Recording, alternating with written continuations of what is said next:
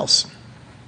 Our agenda tonight is, I'd like to call the meeting, I've called the meeting to order, would ask for approval of the minutes of July 25th.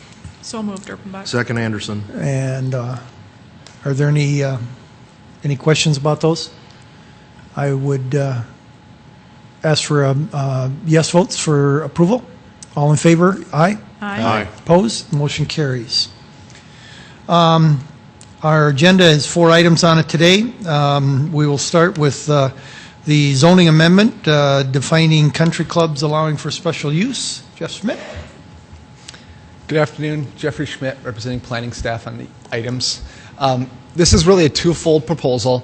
We have at least 2 that we all know of, country clubs in the city of Sioux Falls, Minnehaha and Westward Ho. The zoning district that they're in currently is RC, Recreation Conservation. It's been that way historically since Sioux Falls has been around.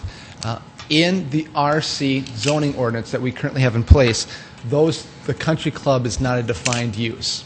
So we don't even have a standard for what a country club is, and therefore they're not currently allowed in an RC district. It's a grandfathering issue. It's just a housekeeping measure that the first thing we'd like to do is define country clubs and allow them in RC, Recreation Conservation Districts.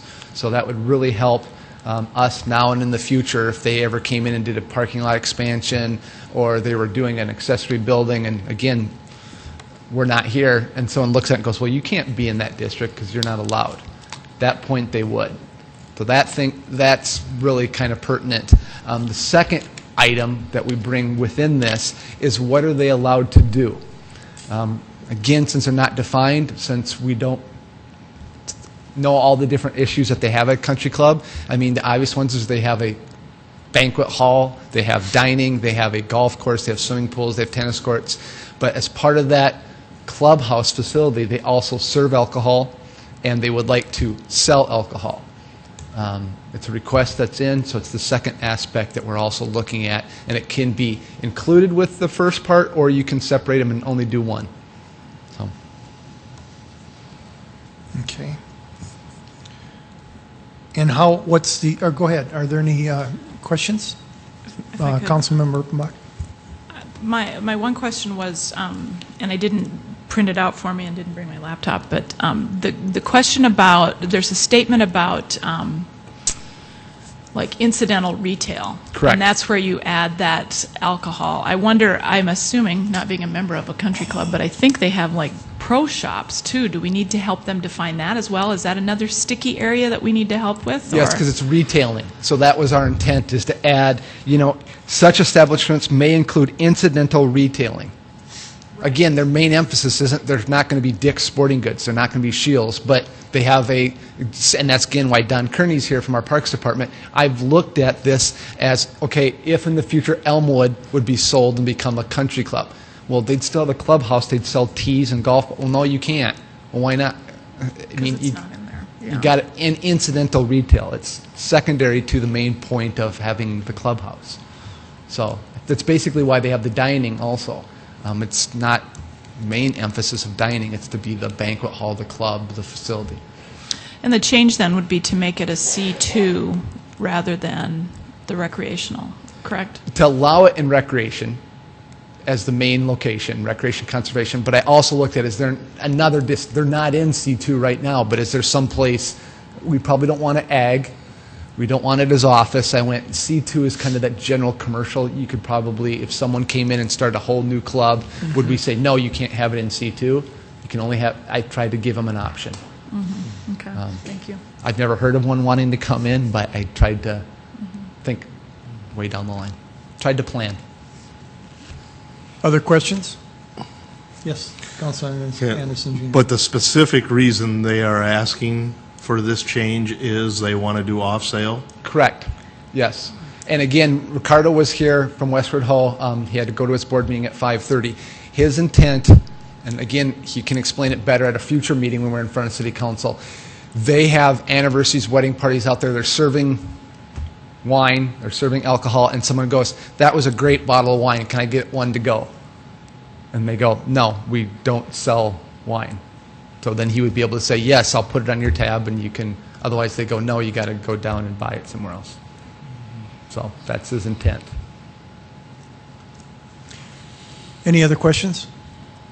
I have a couple. Number one, sales tax. All these things are being charged sales tax that they're doing now, correct? Correct. The teas and the balls and the dinners and all this kind of thing already, so there's no problem that way. Correct. And that would be under the RC.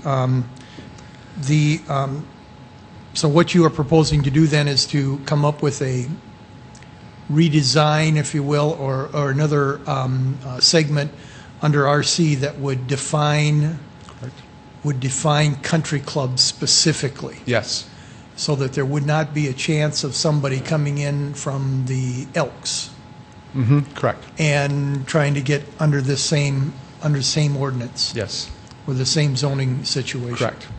Yeah. That's one of my concerns, is that we would have somebody from, Sertoma, the whatever, Right. someplace else that would come in and Say that they were a country club. We'd have to get it specific enough, and that's what I want us to look at from that standpoint and go, no, if someone else, what really is a country club, Right. and have it defined that way. Again, we don't have that cleared now. I'd like to get that all cleaned up. yeah, we have a small little place that where we live that could be, we have 20 houses in our little development. We could call ourselves a country club. That kind of thing. We want to Right. make sure that we don't do that kind of thing. Yes. So, go ahead. Isn't there a definition for private club in the listing as well? Yes. Right. Yep. And it doesn't fall within that category. A private club is a group of people organized for a common purpose to preserve common goals, interests, or activities, and usually characterized by certain membership qualifications. So, okay. When do you anticipate coming back to us with that? I'd like to have the ordinance drafted. I've started it, but I'd like to have it drafted and in the next 4 to 6 weeks have it in front of you. Okay, should we plan on the October, November meeting to give you enough time? Yes. Now, would you want me to come back to land use, or would you like me to float this through the full city council at a public hearing? I would rather see this back at land use. Okay. Yeah. I want to let's see bring it back exactly here. what you write up first. Okay. Yeah. All right. I guess I'm very concerned about this as far as off-sale. We have other groups and businesses that do the same thing, the on-sale, Yep. and don't do the off-sale. I just have a problem with people drinking at an event, and then we're going to sell them beer or alcohol to take with them after that. So I guess I'm just a little concerned about how this is going to be drafted and what the rules will be. Yeah. Go ahead. Just the can of worms is what Yeah.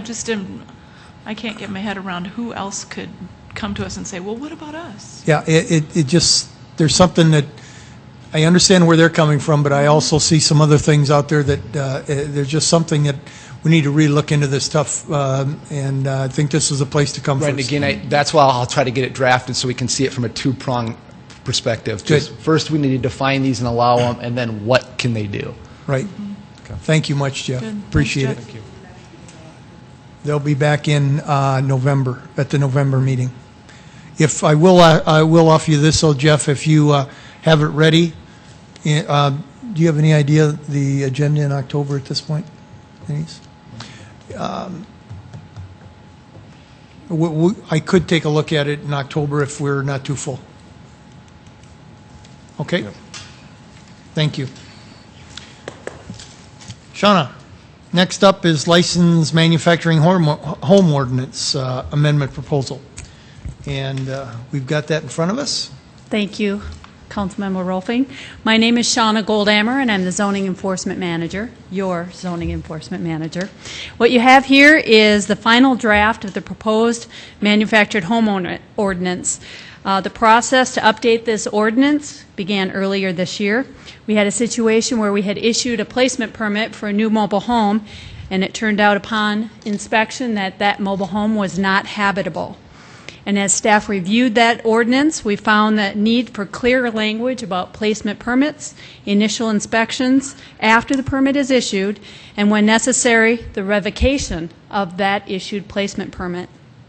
We didn't come up with this proposal without help from the licensees. Back in May, we invited all the owners and managers to an open house meeting. We explained the situation and asked for their help. I want to say on the record that the proposed changes address issues surrounding requests for new placements. Those are the homes that are moving into the city or moving around from one park to another. We've revised this ordinance many times to address the issues and listen concerns of the park owners and managers, and making changes to the point that we agree to disagree. Most of the discussion surrounded the data plate. Now, manufactured homes, when they're off the assembly line, are issued a serial number, a HUD label, and a data plate. The data plate contains information about performance, including thermal zones. If the home has had a data plate that's been removed or destroyed, a copy can be obtained from a fee from the International Building Technology and Safety Bureau. That's a division of HUD. That's who inspects mobile homes when they come off the assembly line. This proposal includes requirements for copies of the data plate with placement permit applications. After January 1st, 2012, if this ordinance passes or moves to the next level, no data plate, no placement permit. There are licensees that don't like this requirement, but that's, again, where we agree to disagree. There's also licensees that don't like any regulation. Again, there is a problem, and that we're trying to address it with these changes. Other changes incorporated specify that manufactured homes that are rented out need to be registered like other dwellings in the city, and it includes provisions for disposal of abandoned homes, where we didn't have that in there. Now, speaking of abandoned homes, the mobile home park owners would like to open the door for discussion to reduce landfill tipping fees when homes are demolished on site and hauled to the landfill. This issue is not addressed in this ordinance, but I agree with the mobile home park owners that there seems to be a potential for a win-win when helping remove some of these substandard abandoned homes. In conclusion, I'd like to say that this update is needed to address the issue of placement permits for newly placed homes, the inspections that follow, and the placement permit revocation for inhabitable homes might they get moved into the city of Sioux Falls. It also protects the homeowners, assuring them that homes were manufactured to standards for the Sioux Falls climate. And that pretty much covers it. You should have a copy of it. I gave a copy of the final draft, and I'd be happy to answer any questions. Are there questions from the committee? Let's go with Councilmember Anderson first. He's alphabetically No first. question, just a statement. I want to thank Kevin Smith and Shauna for updating this ordinance. It's been a long time coming, I think, and basically we're not looking to hinder affordable housing in Sioux Falls. We're just making sure that the mobile homes or the homes that are moving into our city are proper homes to be moved into here. So I think these changes are something that I can fully support. Thank you. Councilmember Erpenbach. I guess I hadn't thought about the tipping fee thing, and it wasn't part of the ordinance, the draft and all of that. And so I was kind of spinning on that and thinking about that grinder thing that we bought. And I wondered if there's a way to make that maybe function. Maybe that's something where you guys need to get together with Public Works and see if we can make something work out for them. But in my heart of hearts, I'm like, no. Well, and there is, you know, that was kind of their reaction. I did kind of talk to the folks out at the landfill, the management out there, and it turns out that construction debris takes up more room in our landfill than household garbage. And so how do you wrangle with, if you let party A throw away a structure, then why can't a stick-built house have the same opportunity? Exactly. So, and that's why it's and not part of this ordinance, but they wanted me to bring it up. Right, exactly. And when I think about the grinder, you know, you don't want to grind the metal window frames in there at the same time as you're grinding the, you know, whatever, the wood framework and that kind of stuff. So I just, I'm not sure I see a whole lot of difference between a manufactured home and another kind of house that you've torn Now, down. there is a flat rate for disposal of a mobile home, but the mobile home owners will tell you that it's more expensive to pump up the tires and get the axle ready to go to haul it out there than it is to just knock it down on site, put it in a dump truck, and haul it out there that way.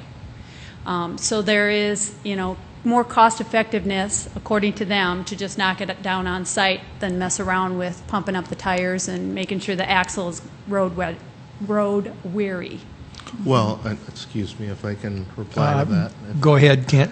I guess Councilman Anderson. going through that a couple times here last summer where we had to have a couple trailers scrapped, and they did scrap them on site. One of the things that I did observe was that you have the frame of the trailer itself being metal. So they're actually going to take that to a scrap yard and scrap that. So at one point in time, they're going to have to fill up the tires and get that part of the building or the trailer moved. So I guess I have major questions about changing tipping fees. Councilmember Karski. First of all, comment, I totally and wholeheartedly agree with the plate, the data plate, having that requirement. I think that's good that we're not backing down on that. I like that. And then as far as the tipping fee, is there a different tipping fee, or do we have a tipping fee schedule, I guess, for construction debris? And could that be the same fee for a mobile home? I guess I just don't know. I don't know if there's a Not sure. difference between, it's a different Okay. ordinance. Right. It'd be a I good guess- question for the landfill folks. Yeah. Next time Mark is before you. I wouldn't have a problem with charging the tipping fee that we do for any other building that is raised in Sioux Falls, I guess, and construction rubble that's taken out there. That seems to me fair and equitable. And are we is this ordinance saying that if we condemn a mobile home in Sioux Falls, that it has to be either raised or hauled to the dump, or do they have another option? Right. Mobile homes are a different kind of animal than conventional construction, primarily because they're titled. They're actually titled vehicles that you have to put a little sticker on like you do on a license plate. And there is a whole myriad of state law that identifies what a mobile home park owner, the person who owns the land, what they have to do. It's very similar to an eviction process if you have an apartment, but you have to do due diligence before you can transfer that title into your name to either sell it or haul it out to the landfill. So, does that answer your question? Well, I guess what I'm wondering is if we condemn it, or you condemn the mobile home, and they said, well, we'll get rid of it, and they haul it to, Sioux City or wherever they want to take it to, I mean, does that matter to us? Not as far, if it's going out of the city. This addresses ones that are coming in for new placements. Okay, but if it's an abandoned mobile home, I guess is what I'm saying. If it's abandoned, then the mobile home park owner has to go through a whole bunch of due diligence before they can get rid of it. And then how they choose to get rid of it is up to them. Okay. And there's a whole, what we identify in here is now the state law. It just kind of mirrors that, so they can go, they know what sections of the state law they can go to get those titles. If they want to resell it, they have to title it. If they, want to dispose of it, they don't necessarily need to title it. There's also back taxes that are involved too. And Councilman Anderson. just a little history with this, Dean, is last year we had a couple trailers moved into the city that were definitely uninhabitable. And I think this will give our code enforcement team a little bit more authority to be able to inspect those vehicles, I guess we could call them, and make sure that they're suitable for living inside the city of Sioux Falls. Yes, I was part of that also, and they were bringing them in and saying, we're going to make them inhabitable, rather than making them inhabitable before they brought them into the trailer park. And you know what happens then. People are going to move into them, and they're going to try and make them inhabitable after people move into them, and that's not the way we need to do it. Councilman Erpenbach. I just thought that I wanted to also thank the group for working on this because we've all been sort of part of that conversation. Yep. But I wondered if we should just go ahead and move this to council. Are we ready to do that? And do you want a motion for that? Yes, I would entertain a motion for that. I would move If I that- could interject, Yes. I got a couple of dates that I'd prefer, if you don't mind. First reading would be October 17th. That's a regular first reading for other planning items kind of things. And then second reading would be November 7th, 2011. If that works in the clerk's schedule, that would be Yes, my does that motion. work from the clerk's schedule? Okay. Well, I will get it submitted. Can we, I would I would second that amend, motion. or we can have the motion with that, with those dates on it then, Councilmember Erpenbach? Yes, that is my motion. Thank you. Okay, and a second by And Karski, second. Councilmember Karski. All in favor, aye? Aye. Opposed? Motion carries. Thanks, Thank you Shawna. very much for that work. That's very good and very needed, and thank you. Nobody's here, so I must have done something. Yeah, yeah. Next item on the agenda, again, is with Shauna Goldhammer, zoning ordinance amendment to allow street-level legal ATVs and utility trailers to be included in the definition of personal passenger vehicles. Do we have demonstrations? I do have some slides. Oh, I want for your- demonstrations. Well, no, I don't have any demonstrations. Can't drive a vehicle inside. Oh. But you may recall that we did do some residential changes to RVs in April of this year. Residential parking requirements, get my clicker going here, we're talking about residential districts and the parking requirement in them. Now, these are the zoning districts that we customarily see dwellings. That'd be the ag. RR is rural residential. RS1 is a single-family district, all the way up to apartments and even mobile homes. The request has been to allow the expansion of the parking allowances in these districts. First, I want to show you what's on the books currently.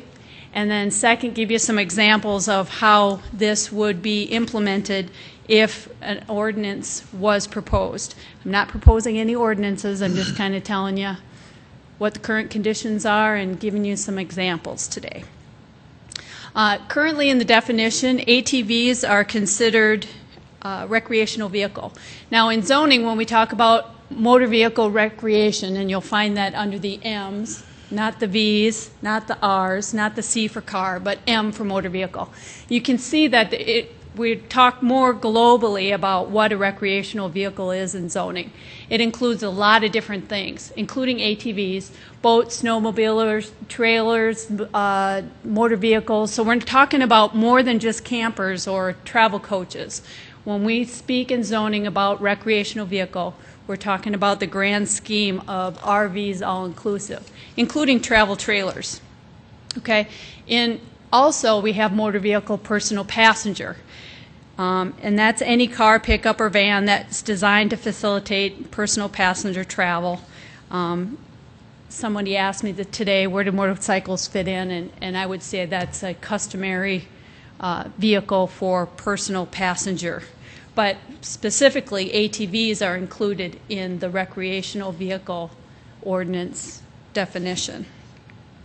So something that we have heard from the citizenry out there is something for the council to ponder. Should passenger vehicles include ATVs that are street legal? That would be ATVs, licensed low-speed vehicles, and I have some pictures of what we're talking about in just a minute. And it would allow legal vehicles to park on a hard surface in a driveway when the driveway is in the required front yard setback.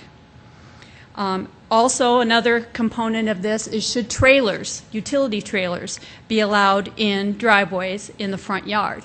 So there's really kind of two things going on here. We are talking about ATVs that are now currently in the RV ordinance, and those are allowed for 48 hours for cleaning and loading. But trailers are not included in that definition. Travel trailers, yes. Okay, so now this is my world right here. This is what it tells me where people can and can't park in a residential district, okay? You'll notice a resident may park unlimited licensed and operable personal passenger vehicles. We already talked about what that means. or one recreational vehicle temporarily for a period of 48 hours for customary cleaning and loading, owned by the residents on a concrete driveway or its equivalent when on-site parking is provided. And then there's some other exceptions. But parking is prohibited in the front yard setback, except for these things, okay? So you'll notice that it doesn't list trailers anywhere there. Only personal passenger vehicles and RVs. Let me know if I'm going too fast. Okay, the personal passenger vehicle as well as trailers, now that's where we can figure out where trailers can park, and recreational motor vehicles is permitted anywhere in the rear yard, a minimum of 2 feet from all property lines. And then it goes on to say that RVs can't be hooked up. You can't live in them either. Or racing, there was a race car ordinance in the not too distant past, although it's probably been 10 years ago now, that addresses where they can park race cars. So that's where you can park trailers, but you can't park them in the front yard, but you can park them in the rear, okay? Now the problem is a lot of driveways come out of the front yard anymore because that's how you access your garage. Again, currently only personal passenger vehicles and RVs for cleaning and loading are allowed in the required front yard setback. Now the required front yard setback is a lot of, it varies, can be 20 feet in some zoning districts up to 30 feet. So if you have a really deep lot and you keep your stuff out of that front yard setback, you're okay. So again, to reiterate, where can I park my RV? Front yard for 48 hours, in the back as long as it's the space is hard surfaced with asphalt or concrete. The second, where can I park my trailer? Only in the back, and only when the surface is, or when it's hard surfaced with asphalt or concrete. Now that's not cinder blocks under the wheels, okay folks? This is a hard surface parking space. And we also accept pavers as an acceptable hard surface in a residential application. Okay, so then this is the same slide, which we've kind of hit that horse. I think everybody understands that. So does anybody have any questions? Otherwise, I'll just move into the slides so we can see kind of what we're talking about here. Ready? Any questions up to this point? Okay. So here's a trailer. It's parked in the street, and it's fine. It's not, zoning violations only take place in that required front yard up on your private property in the street. It has to park just like any other vehicle. You can have it up to 22 feet long. You can keep it there for up to 24 hours or until the police come and ticket. They'll give you a warning ticket first and then ask you to move it. Here's another, I got a couple of them that are parked just fine, and some others, we'll see if you can identify which ones may be a violation. Again, and another thing I want to say when it comes to trailers, we don't do ugly in zoning, okay? If I had one of those, yeah. Yeah, so there might be some that are really nice and shiny, and there's other ones that are made of wood and not so pretty, but all we care about is where they're parking them and what surface they're parking on them, okay? Now, this one is, again, we don't do ugly, but this one would be a violation because it's parked in the front yard. But if it was on the street, it would be okay, as long as it's licensed. Here's another trailer. And know that smoking, or the chimney thing is not a violation. Here's another example of a trailer that is illegally parked because it is in the front yard setback. Here's another one. And this one is in the side yard setback, and those are not, the parking is not allowed in the side yard at all of anything. Personal passenger vehicles, RVs, nothing. And that's because in most zoning districts it's only 5 feet between your property line and your side. You know, so a lot of places don't have enough room on the sides to park. Okay, and now I have some pictures of some ATVs that are street legal. Thank you to Billions who let me take a picture of this one. They had it in their shop. This one is a low-speed vehicle that is licensed and by the state. They do allow these low-speed vehicles allowed on local streets at the discretion of the local municipality. So this one is also street legal. This was also street legal, and this is where the complaint comes in from the guy who wants to make sure that we didn't miss something when we didn't transfer the ATVs into personal passenger vehicles. This is also a violation because it's parked in the front. And here's one that's on the street. That one's just fine. And that's pretty much my presentation. I don't have any ordinances drafted. We just, at the request of citizens who can't hardly believe that trailers aren't allowed in their driveways, or that ATVs aren't included as a personal passenger vehicle if they're street legal. They asked to have me bring the information forward, and we said we would. Councilmember Jamerson, did you have any comments on this?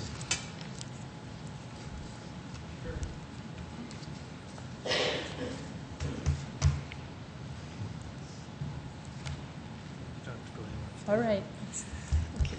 I was working with a constituent who was concerned about the idea that he had a street legal ATV but could not park it in his driveway. He thought it was no different than a motorcycle. And I kind of agreed with him that the fact that it's a passenger vehicle and licensed by the city, that it seemed only fair to be treated like a motorcycle, like a vehicle, even though it looks different.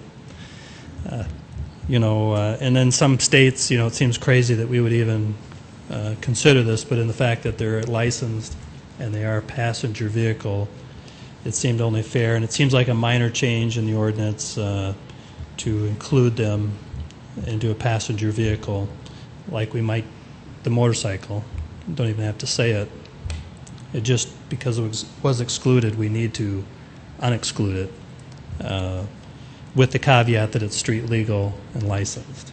There are certain changes you have to make to it in order for those things to occur, and it seems like a slight trend that's occurring in our community, so it only seems like a fair treatment of the ordinance to allow that to happen. The trailers, I would say that Go ahead. I'm not sure what year the ordinance was written, but I think in the old days, everybody used to have alleys behind their homes, and that backyard was where you put all your junk. And now it's changed and flip-flopped around, where the back of your house is where you go to enjoy your neighbors and your privacy and all that other things. So we've kind of flip-flopped our I believe, we flip-flopped our housing around. I still don't think having a trailer in your driveway is a good idea, but I think it warrants further discussion about how to handle these trailers, because the ordinance says it's okay to put it in the back, but I know around at my house, if these people were putting trailers in their backyard, we'd all have a fit, because we don't want to see it. But as well, we don't want to see it in the front either. They're needed, but I would only encourage us to have further discussion about the trailers, but I would not be encouraged to allow them to be stored in the driveway. So no changes to the trailer.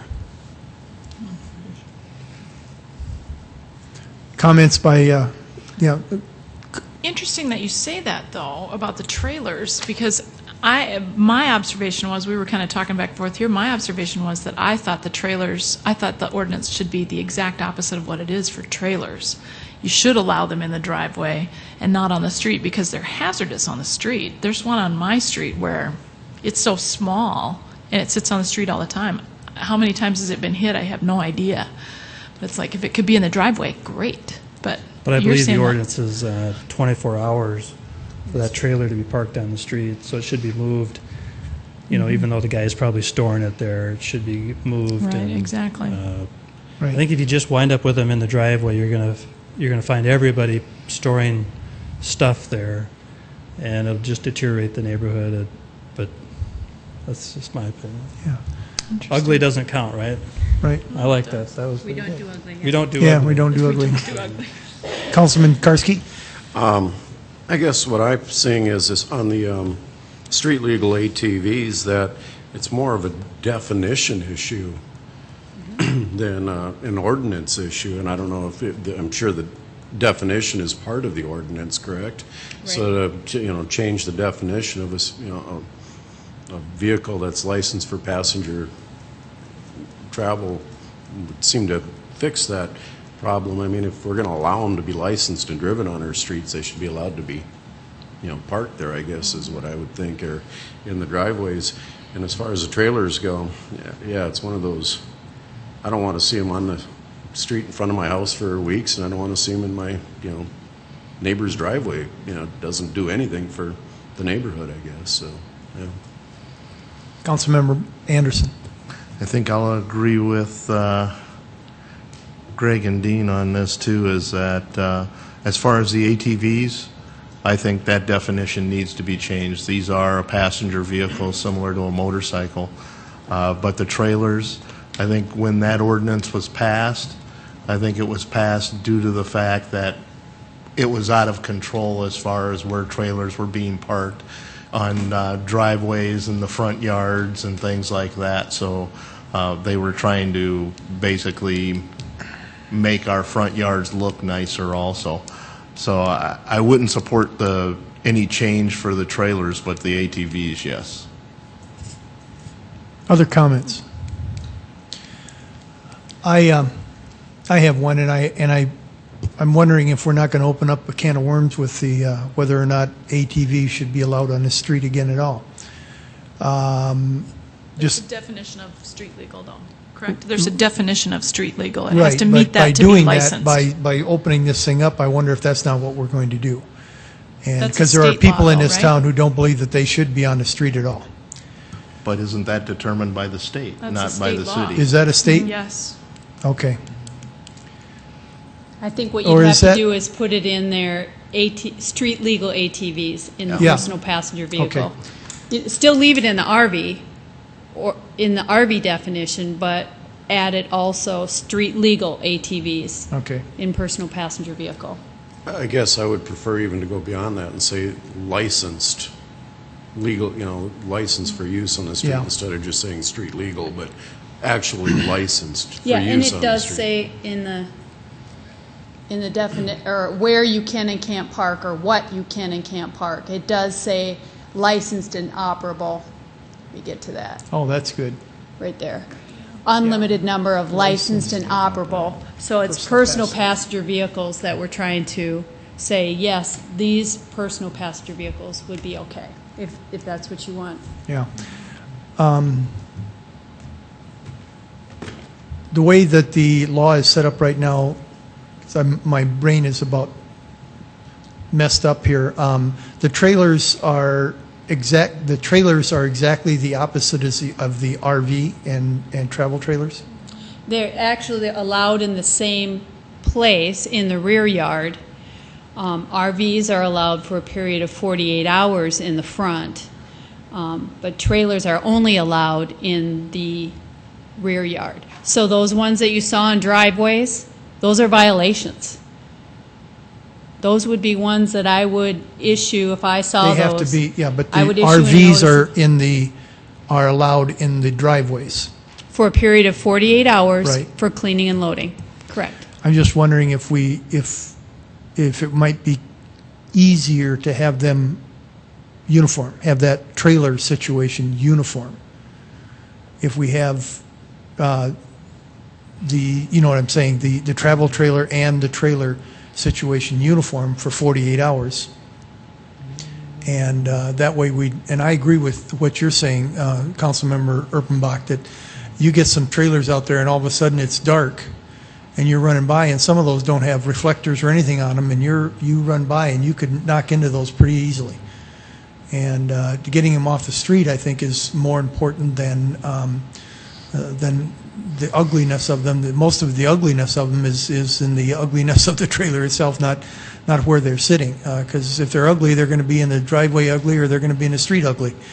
And so I'm thinking safety more than I am the situation of whether they're ugly or not. So Anyway, you're talking about changing the whole ordinance to take them off the streets? yeah, do the 48 hours, do the same thing as we do for the travel trailers and the RVs. If I Go could, ahead. Shauna, I mean, I got a trailer parked on my street, and every day I move it because I have a lawn maintenance business. Could I have it parked there every day? I mean, because I'm moving it every day. Okay, here's my canned response. My job is to enforce the ordinance and and enforce it the best I know how as the purpose and intent of the city council. I can't tell you how to get around the ordinance. So, if people will say, well, how do you know if my RV's been there for 48 hours? Are you going to sit there in front of my house for 48? No, I'm just asking that you please meet the purpose and intent of this ordinance. If you choose not to, then you'll have to deal with the code enforcement part of my job. I see our, So, sure. Is there ways that people can get around it? Absolutely. So if my argument to you is that, well, I move it every day, and you say, well, I see it there every day, I'm going to cite you, you're going to have to take it up through the process. To a hearing officer, and Okay. that's right. Okay. Or the zoning board of adjustments, if I've made a determination and they don't think that it is what I think it is, then they can go to the board of adjustments on an appeal of my determination. So there's options. And remember that sorry. go ahead. That most of the citations that they're going to give out are coming from complaints from neighbors. This is one of the ordinances that is enforced via complaints, not because they're walking or driving around looking for it. I see our colleague in the back is waiting to say something. Should we allow him to come forward? But he doesn't want me to leave, so I'll No, stay I don't right want by you to his leave. side here. I was just, as long as I'm here, Shauna and I have spent an enormous amount of time discussing the RV issue and the ATV issue. The idea of making the trailer match somewhat of the RV issue, or the RV trailers in the front of the house. The method behind what I was focusing on was passenger use, regular human beings using these to ride in and get into and from a home. The trailer is a utility use. It's something not everybody's going to have, and it doesn't look good, even though RVs don't look good either in front of houses. But I would just not try to confuse the two, because I was really trying to stay focused on passengers and a passenger use vehicle and how that interacts with a home versus a trailer who may not be interacting with a home at all, and somebody just doesn't have a place to store it but has a trailer. We don't want that just sitting in a driveway all year long. One other thought, though, would be if a trailer is attached to a vehicle, if that was in the driveway, how would that affect, I don't know, but that's something I was just thinking of when I was standing back there, and something to consider. Well, and like I said, most front yards range from 20 feet to 30 feet. So you start getting a big old pickup with a trailer on the back, and it doesn't take long, and you're longer than 20 feet, and you're sticking out over the sidewalk. Yep. Just something to But throw out the there. same thing holds true with one of the main concerns we had about motor homes and things like that was safety and blocking driveways and different things like that, and the same thing would hold true with trailers, as we talked about. So what's the wishes of the committee? Go ahead. I Mr. guess Karski. with a current ordinance at 24 hours for a trailer on the street and not allowing it in the driveway, I'm fine with that the way it's written right now. Yeah, and after hearing Councilor Anderson, I agree as well. I think that we should leave that where it is. But I like the ATV option, the street legal ATV option. Okay. I agree.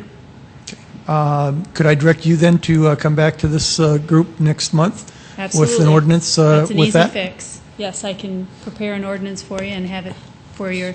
Now, just remember when we do get to the calendar on that one, because it's a zoning ordinance amendment, it needs to go to the Planning Commission first. But Okay. I'm more than willing. I'll bring it back here to you all first to take a look at it, and then we can go from there. Will it have to come back through this committee then again after zoning? After the Planning Commission, no, Or sir. Planning It would go Commission? right to the full Okay, council. that would be good. Thank you. Okay. One more. I'm on a roll. We're talking farm animals now. They don't let me out of the basement Yes. very often. Okay. Oh, the title on this one is Urban Agriculture, Trends and Current Conditions. And Sean is up again.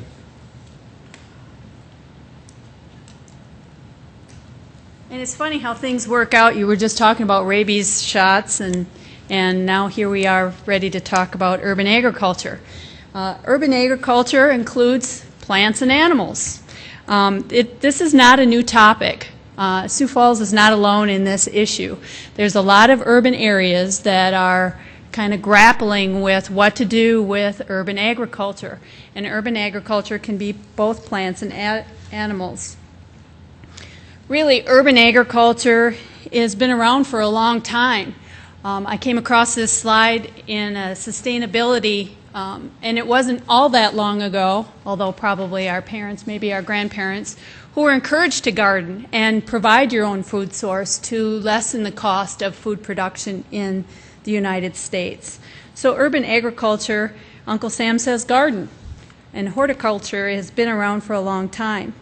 In Sioux Falls, backyard gardens are widely acceptable. We have a bunch of varieties of garden facilities in the city, including even community gardens. We encourage people to grow things, and that's okay for horticulture. Shape Sioux Falls, again, that's our founding document for zoning. Chapter 8 includes conservation strategies and 9 broad elements of a neighborhood plan. And included in the quality of life component, there is urban agriculture. So Shape Sioux Falls does support urban agriculture. Urban agriculture, and this is right out of the comprehensive plan, our Shape Sioux Falls 2035 plan. Urban agriculture is recognized by neighborhood schools and churches, local nonprofit, social service organizations, county extension agents, and master gardeners that establishment and practice of urban agriculture gardening to revitalize, create possible income generating projects, and provide therapy is another tremendous neighborhood and community benefit. Urban gardening and agriculture programs are encouraged. It's pretty easy to understand that City of Sioux Falls zoning and comprehensive plan does support horticulture.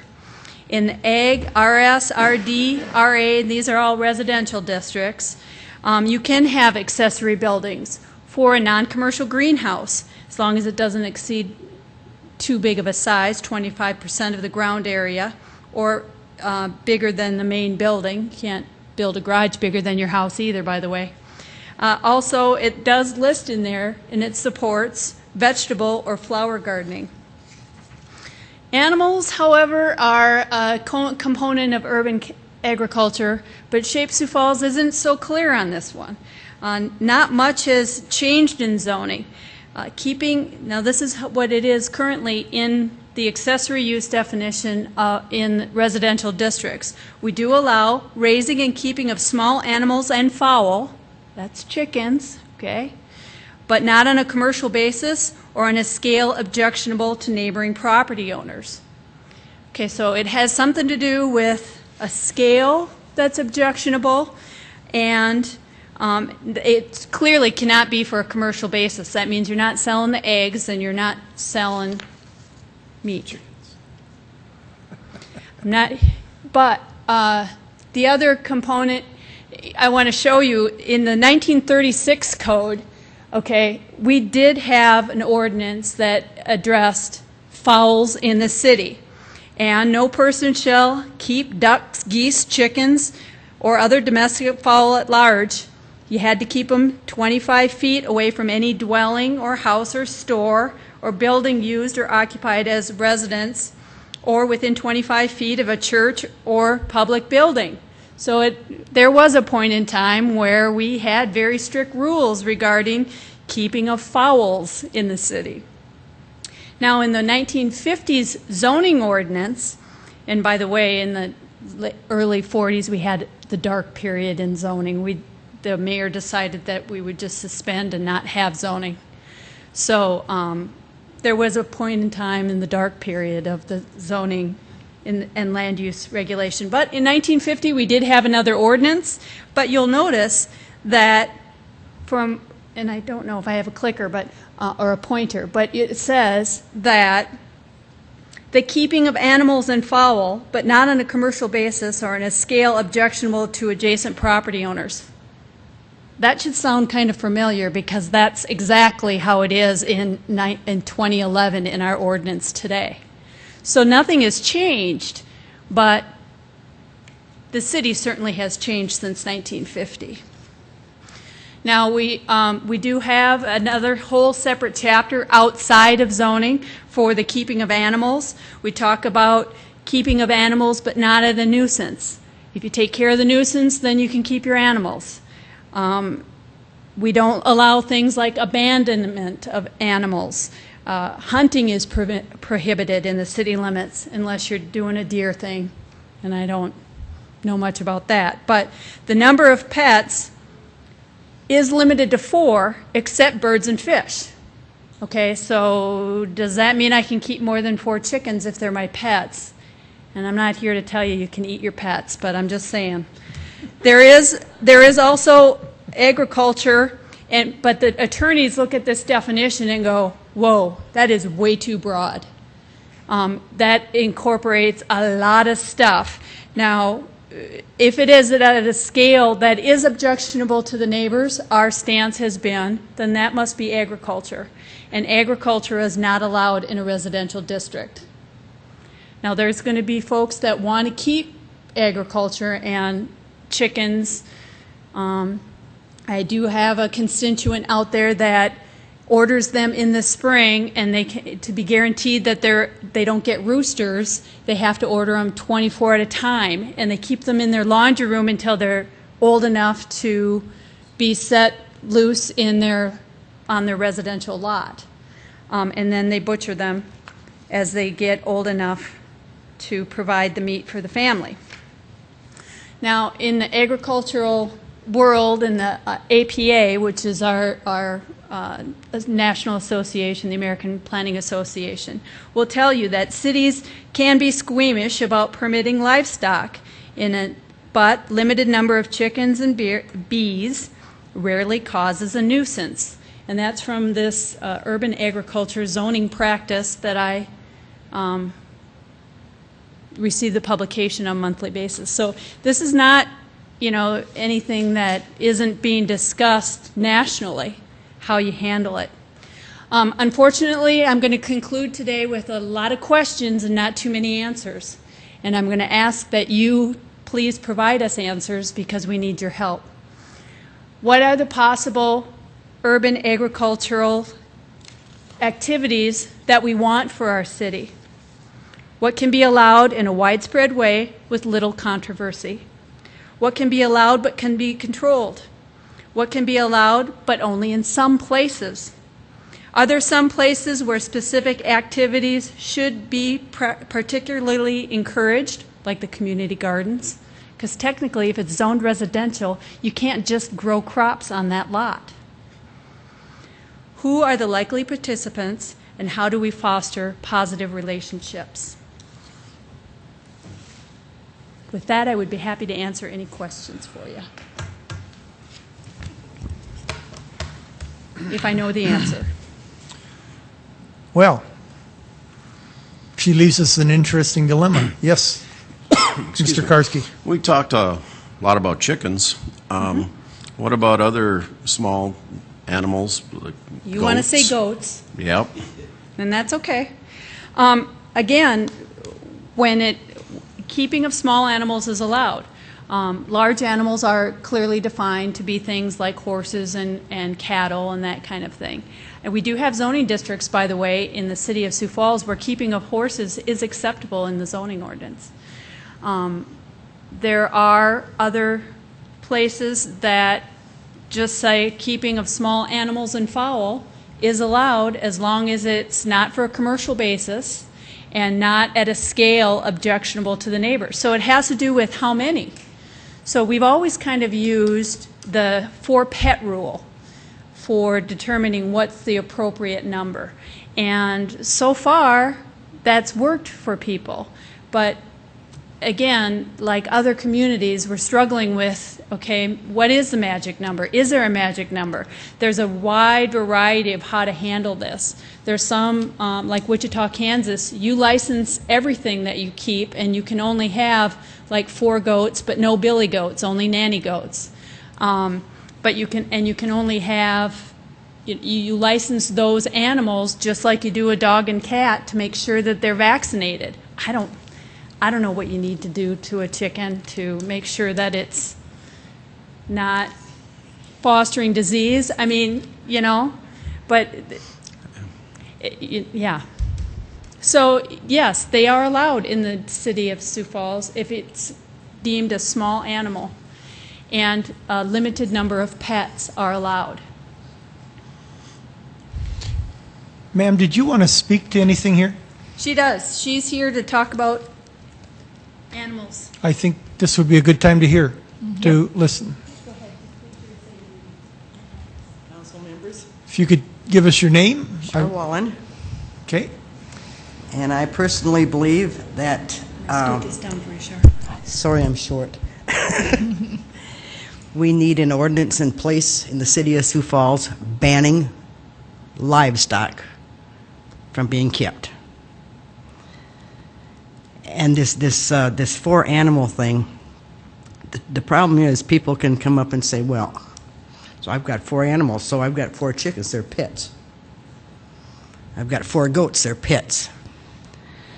The problem is there's a big difference between domestic pets and livestock. Domestic pets are something that you take home and unconditionally love, and they return that to you. Livestock, you get a profit out of one way or the other.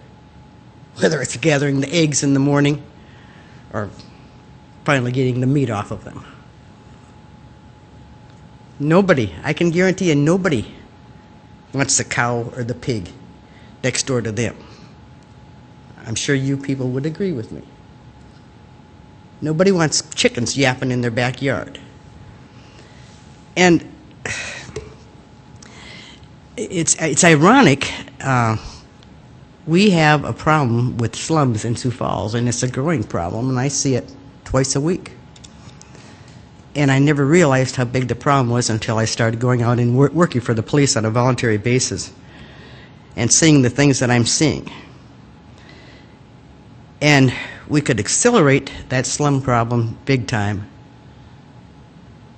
by taking those few individuals out of that neighborhood that have maintained their homes and kept them up for years and years, all of a sudden to be inundated with livestock in the neighbor's backyard that is perfectly legal because he's only got 4 of them. And he said, oh, they're my pets. There's a definite, distinct ban between livestock and domestic animals. And I would dearly love to see something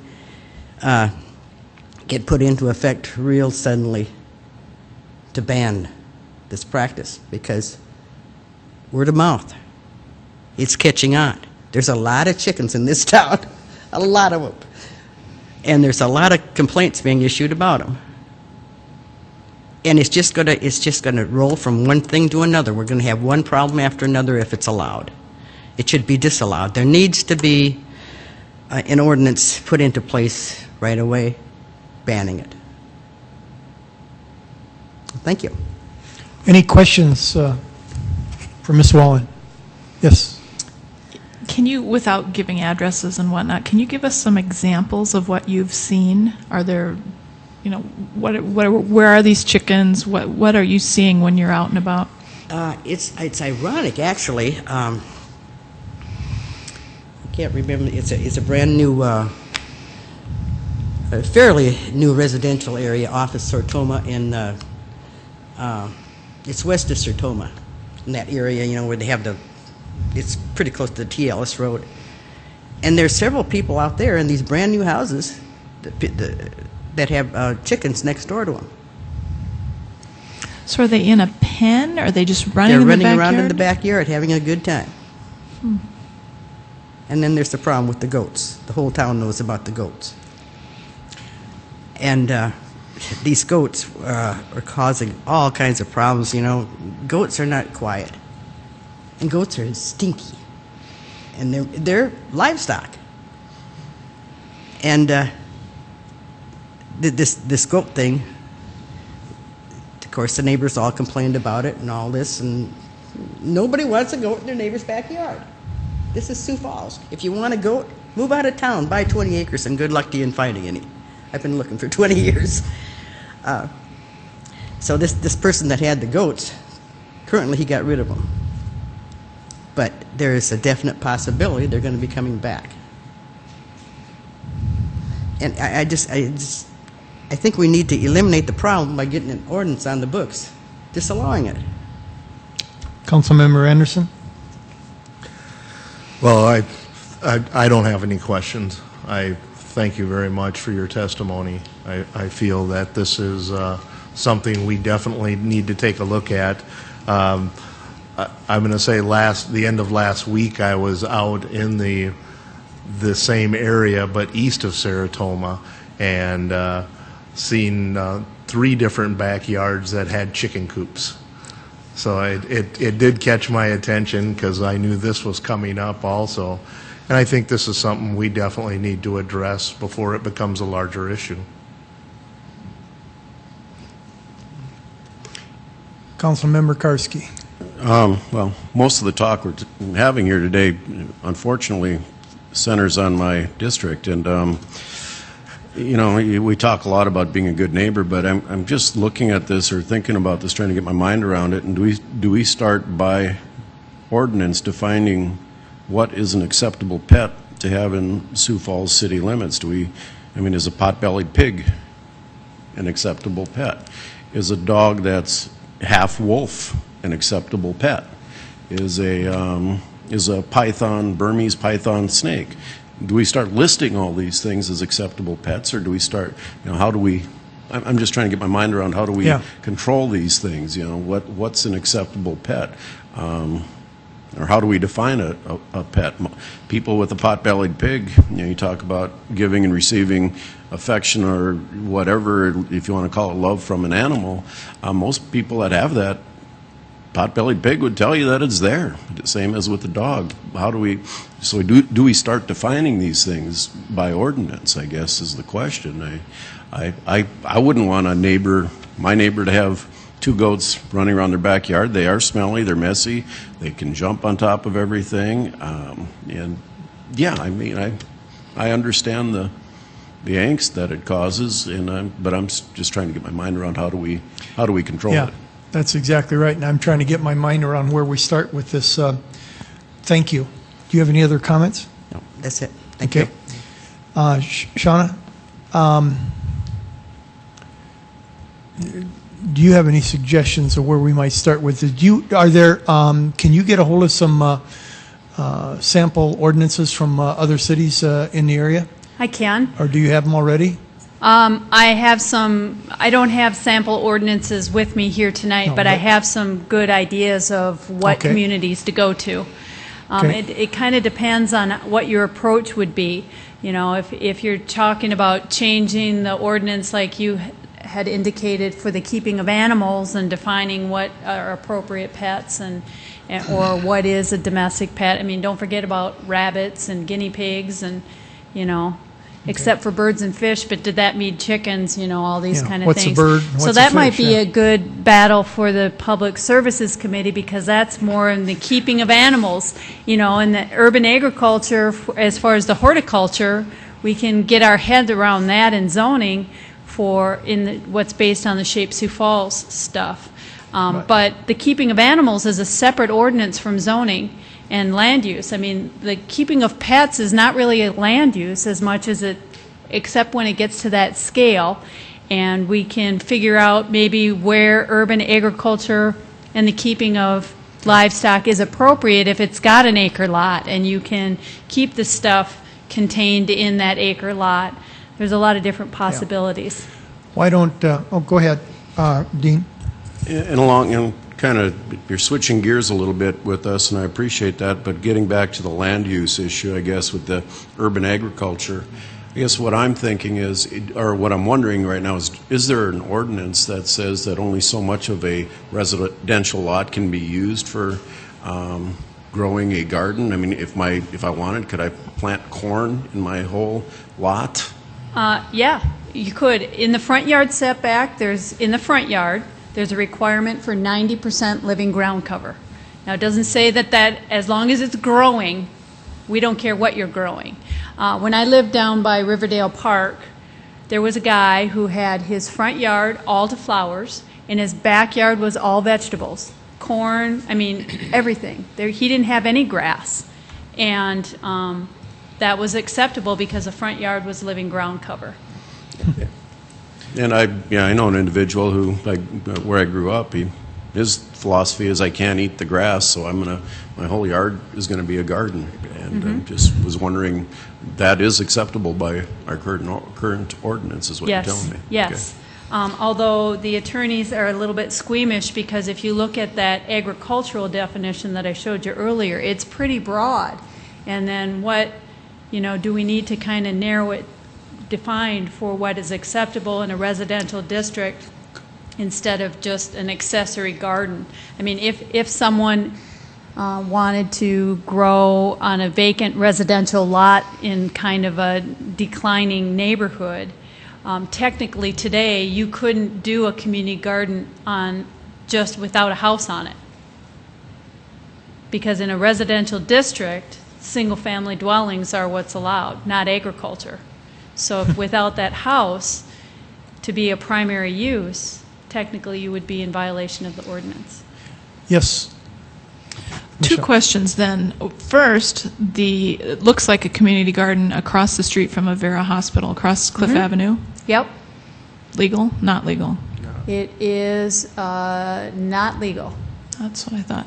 Okay, then my question is I'm thinking about all these chickens and things that we're talking about, whatever we're going to do with them. If I already have chickens, or I already have goats or whatever, and you change the ordinance, do I get to keep my goats because I'm grandfathered in, or it would be up it's up to to you. us? Okay. And I don't know if I was a keeper of a goat, how would you know? How would you know if you grandfathered in that it's the same goat? Oh, exactly. I'm not even thinking that far ahead yet. Wow. Yeah. Councilmember Anderson. I've seen other cities struggle with the same thing here. I think a year and a half ago, Minneapolis-St. Paul was looking at maybe not the animal section of it, but they were looking at prairie grasses, people growing prairie grass in their front yards, and this grass getting to be, feet tall, not inches. And I hope that, that's what we do as we look at other communities in the area here and see how they've handled things too. I guess my hope is that we keep this here in land use, and then at our next meeting, look at any proposals that Shauna or maybe one of us might even come up with. I'm going to suggest that I meet with Shauna before our next meeting. Shauna, come up with some ideas and or some of the other ordinances that the other cities have, and we'll come up with some suggestions, possible suggestions for this, and present them back to the committee at our next meeting. Very good. Would that be okay with the committee? I think it's a great idea. I mean, we're heading into the non-growing season right now, so I mean, we got plenty of time to get this ready before next So we'll spring, look at so it's a good not timing. only the ordinance but the animal ordinance also. Councilmember Erdenbach, did you have something else? I just, I think that's a great idea. I hope that you're able to do that. I guess I'm just looking at, prior to the meeting, can we have some of that information ahead of the meeting so we can kind of do some homework before we get into this? This is a deeper conversation than I expected it to be. Yeah. And so, I need we'll, to Kind of gets we'll the see. mind reeling, really. Yeah, we'll see what we can get out to you about. You want pictures of animals too? No, that's okay. Oh, I can do okay. without the pictures. Okay, but just no, wanted to make sure we got as much reading detail to you as material. we could. Yeah, you know me, homework. Yeah. So, thank you very I'm much. sure glad I didn't have you as a teacher in whatever grade you would have been teaching me at. The internet is a wonderful thing, though. We Yeah. can send you links to Exactly. to other ordinances, so. Okay. If I might, one other thing. Yes, ma'am. There is an organization in Sioux Falls called Urban Ag, and I would hope that we would bring them into this conversation as well. You know, they're a nonprofit organization. They are philanthropic in their goals, and some of this is going to apply to some of the things they're talking about, and I hope that we bring them into the conversation earlier rather than later. Super. So, thank you. And Ms. Wallen, thank you very much for your comments. They were much appreciated, and they will be taken into consideration, obviously. Thank you. I appreciate that. Yep. Okay. That ends the 4 agenda items that we have. Are there any other, is there any open discussion? Yeah, if I can get my mouth to work. Any other open discussion for the committee? Hearing none, I would entertain a motion for adjournment. So moved. Second. And Karski and Anderson with a second. All in favor, say aye. Aye. Motion carries. Meeting is adjourned.